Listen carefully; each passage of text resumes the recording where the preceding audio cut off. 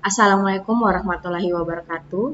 Kembali lagi di Skakas TV bersama saya Nurul Adriani sebagai guru bimbingan konseling. Kali ini saya akan membahas mengenai konsep diri remaja. Jadi sebelum kita memulai penjelasan tentang konsep diri remaja, sebaiknya kita sama-sama untuk berdoa terlebih dahulu.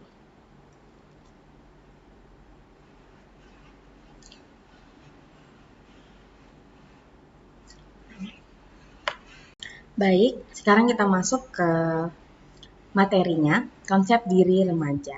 Jadi di konsep diri remaja ini mempunyai beberapa pengertian. Salah satunya yaitu konsep diri adalah gambaran atau pandangan, keyakinan, penghargaan, dan perasaan seseorang tentang dirinya sendiri. Terus yang kedua itu adalah penghargaan diri, nilai diri, penerimaan diri. Konsep diri ini juga meliputi sebuah keyakinan dan penilaian tentang diri sendiri. Hal ini akan menentukan siapa kita dalam kenyataan, tapi juga menentukan siapa kita menurut pikiran kita sendiri.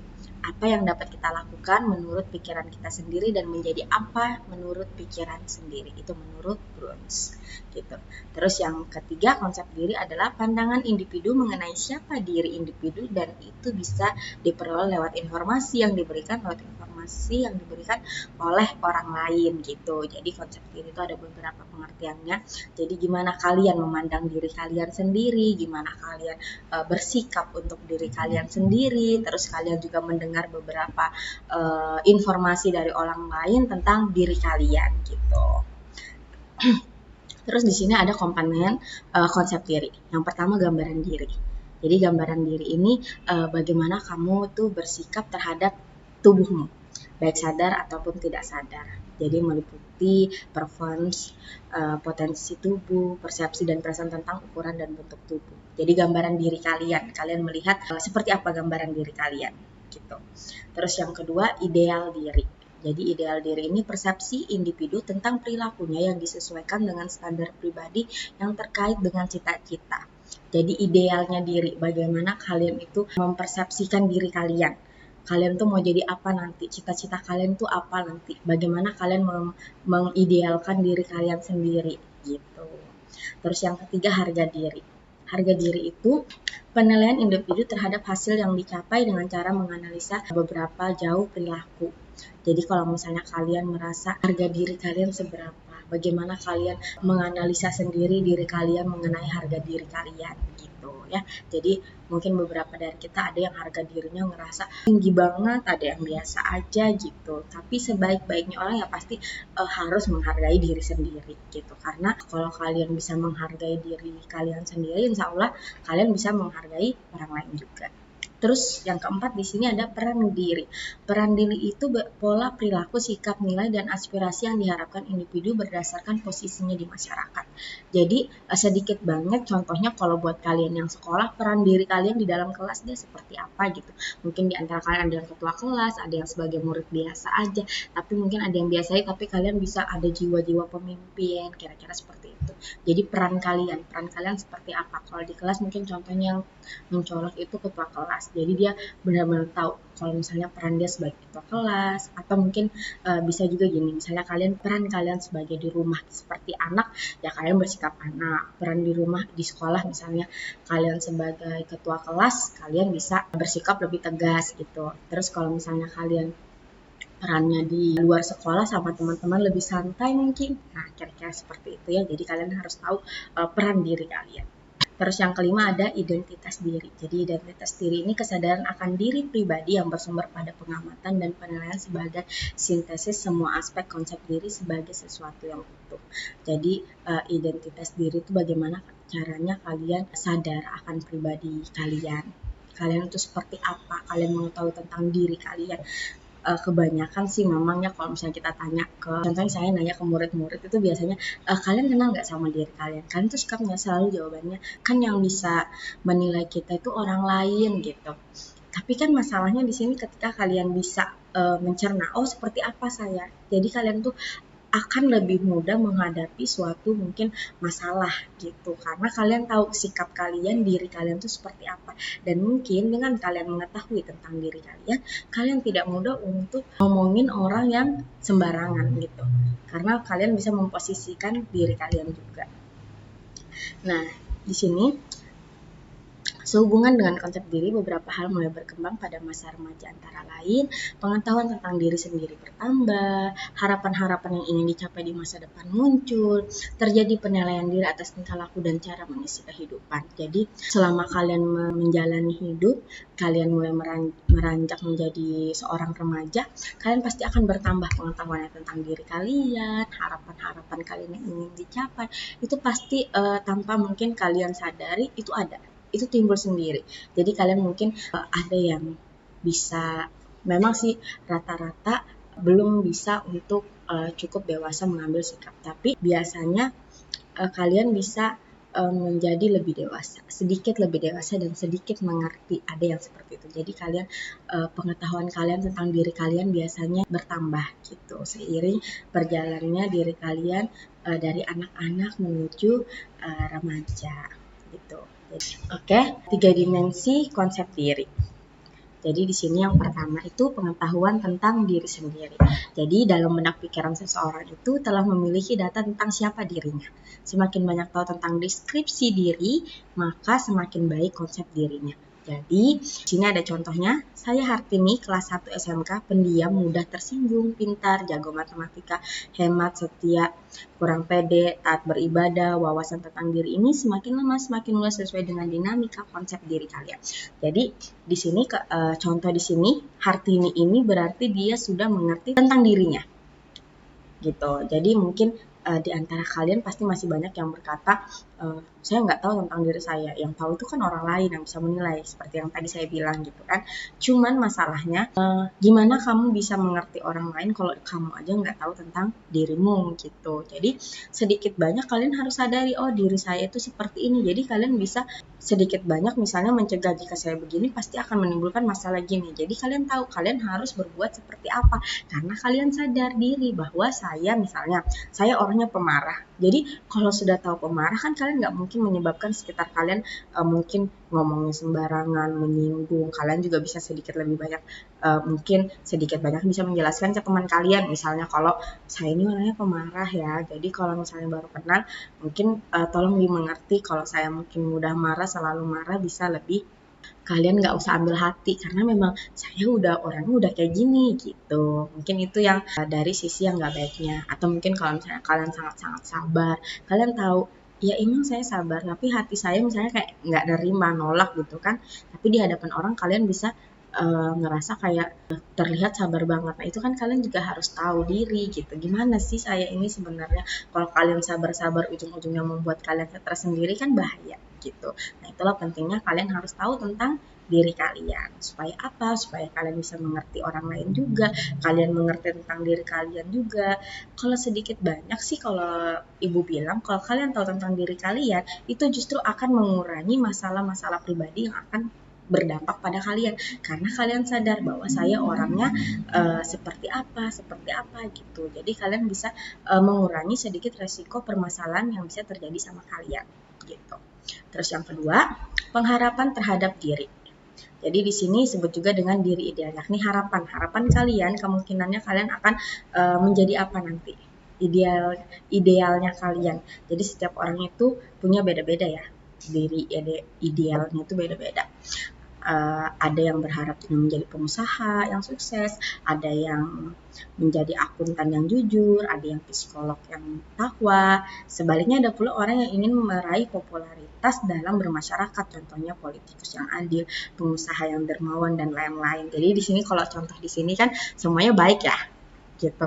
Nggak mungkin kan mau jadi pengusaha yang licik misalnya gitu ya kan. Pasti pengharapan kalian tuh ideal gitu.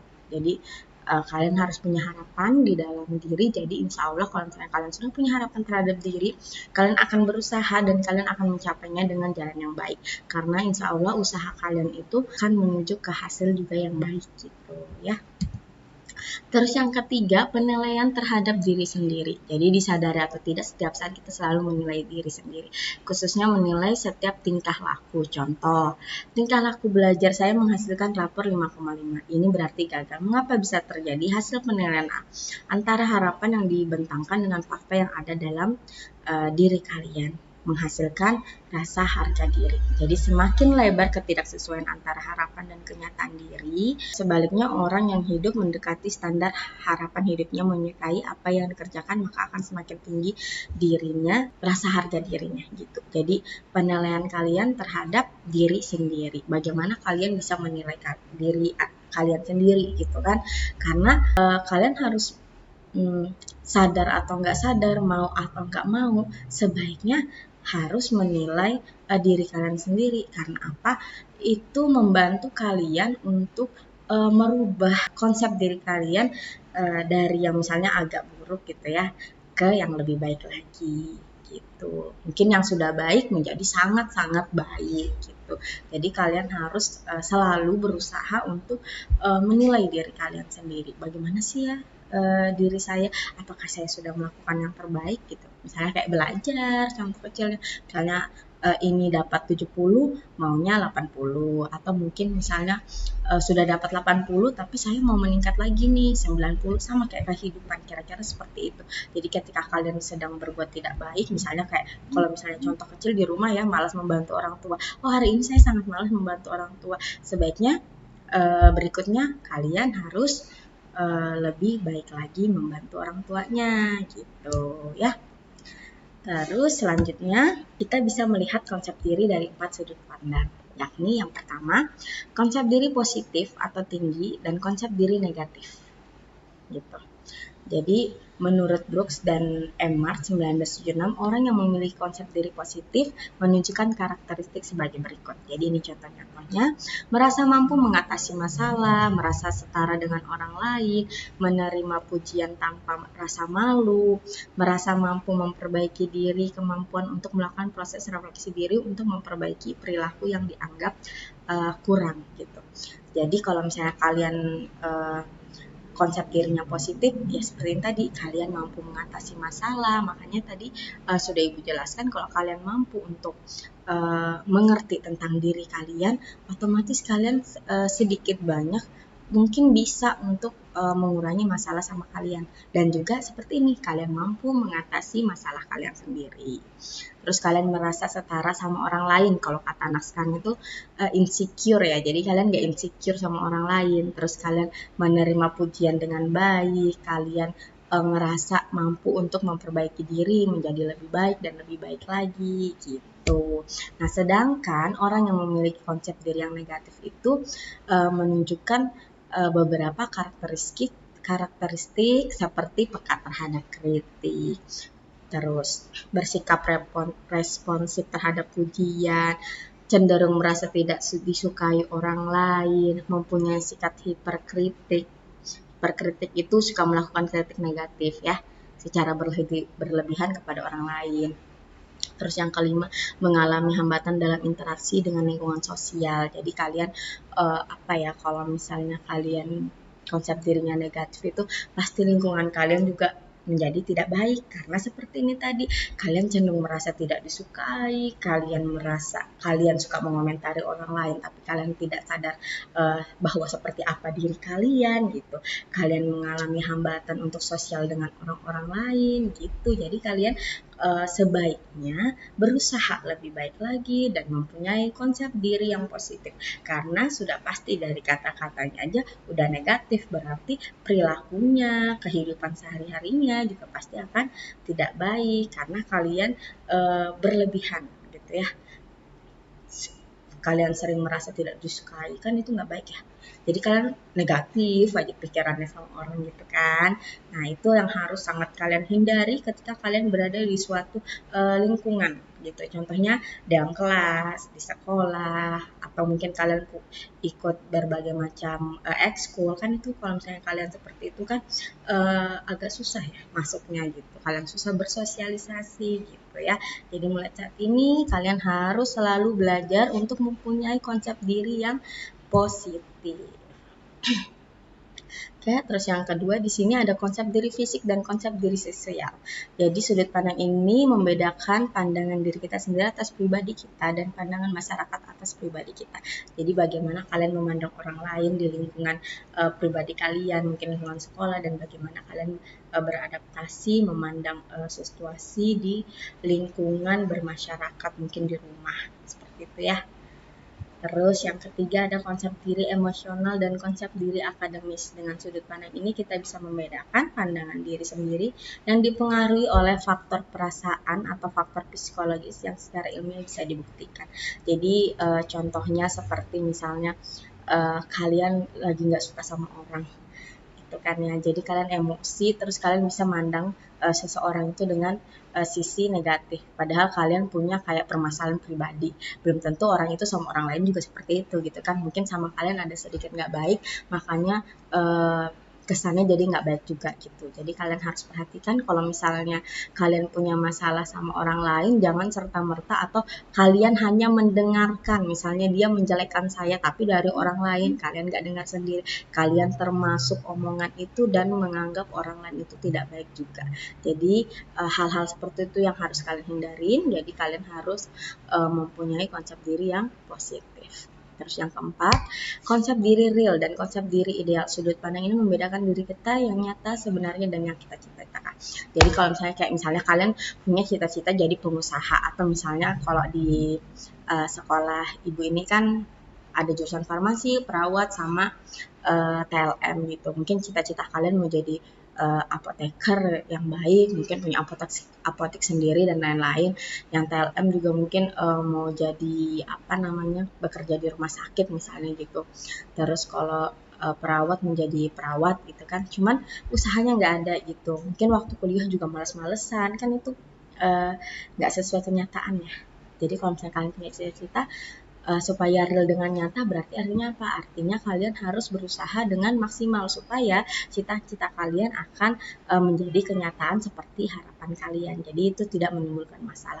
Oh, kalian punya sesuatu yang kalian inginkan terus nggak sesuai sama kenyataannya, kan jadinya kayak kalian pasti sedikit banyak kecewa sama diri sendiri dan juga mengecewakan orang tua kalian.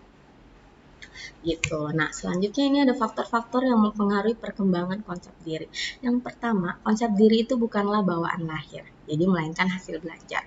Jadi konsep diri itu kalian itu belajar. Jadi bukan bawaan dari lahir, karena dari lahir mungkin kalian kan nanti ketemu lingkungan baru, pas sudah meranjak anak-anak misalnya di TK mana, terus SD mana, SMP mana, SMK mana, SMA mana gitu kan ya. Jadi kan otomatis kalian bertemu orang-orang gitu.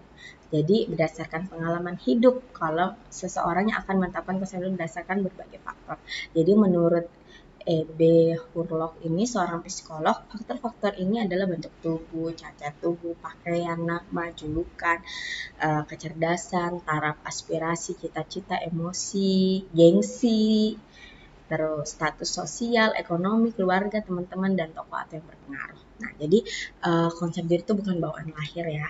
Jadi melainkan hasil belajar. Jadi di mana makanya kalian harus pandai jika kalian merasa lingkungan itu tidak cocok dengan kalian, lingkungan itu tidak baik untuk kalian, sebaiknya jangan diteruskan karena nanti konsep diri kalian juga jatuhnya nggak baik. Kecuali kalian ngerti konsep diri saya ini baik, ketika saya berteman sama orang tersebut, saya tidak mudah terpengaruh, ya saya berteman, ya udah berteman aja gitu kan ya.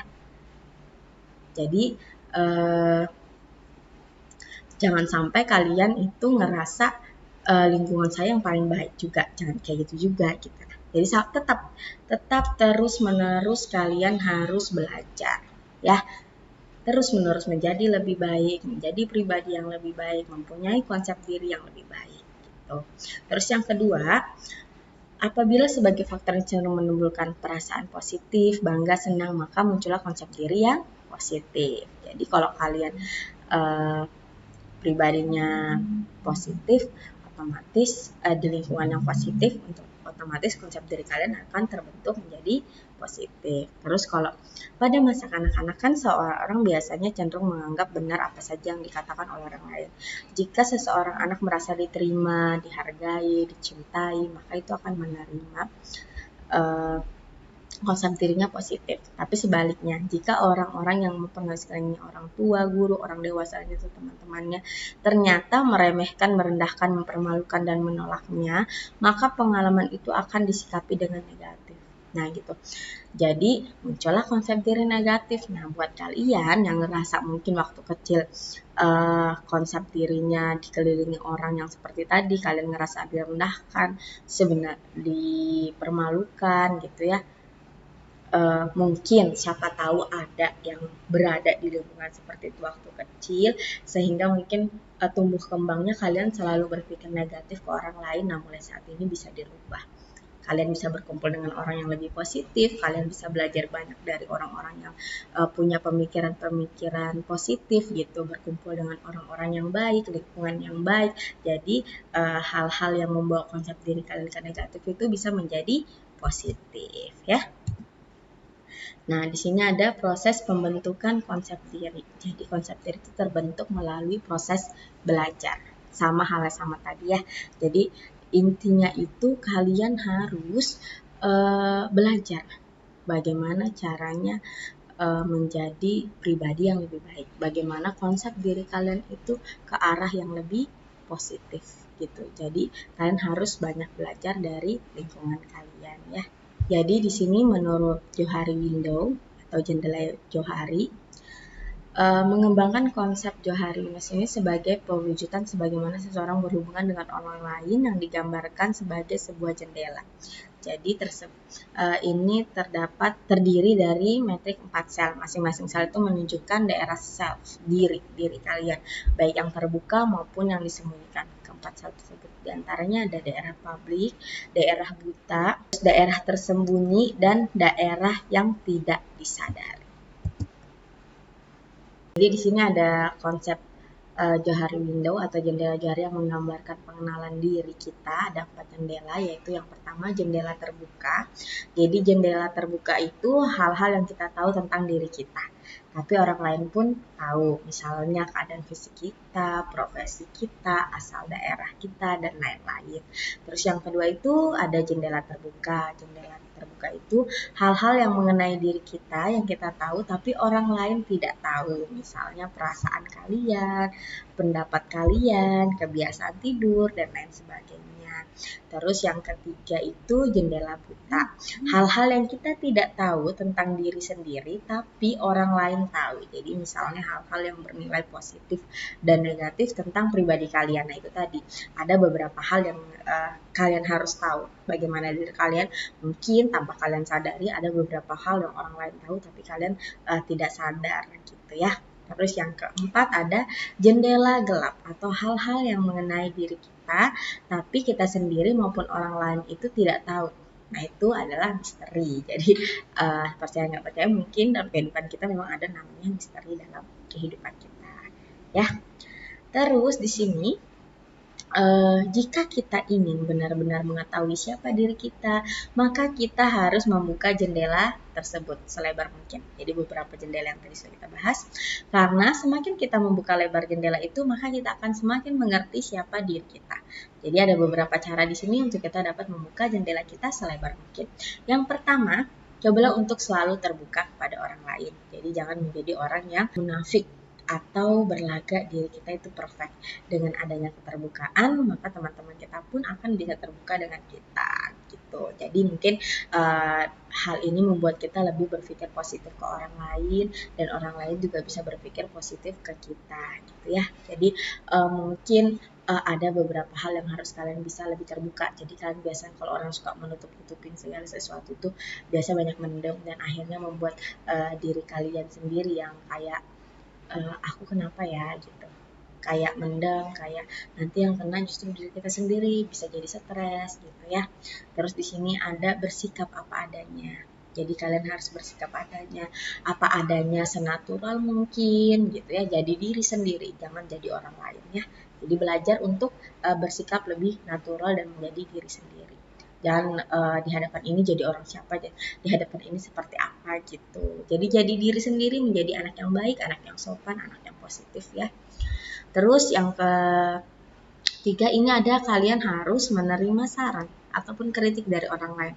Karena walaupun kritik kritikan itu biasanya berhawa-hawa negatif buat diri kita gitu ya, tapi insya Allah bisa membuat kita lebih baik gitu, lebih positif. Karena kalau misalnya kalian dikritikin hal-hal negatif, berartinya kan kalian berarti kalau kalian orang yang positif kan kalian bisa berpikir untuk merubah diri menjadi lebih baik lagi gitu, bukan malah menjadi nggak baik gitu ya.